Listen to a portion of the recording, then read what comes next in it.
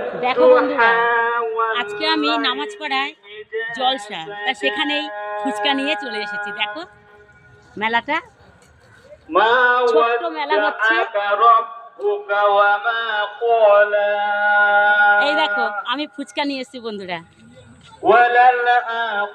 চলে আসলাম মেলায়। এই দেখো মেলাটা, এটা হচ্ছে জলসার মেলা। দেখো প্রত্যেক বছরই আসি আমি, তাই এই বছরে একটু লেট হয়ে গেছে, আসতে আরো আগে আসি। দেখো না মসজিদটা, দেখো কি সুন্দর।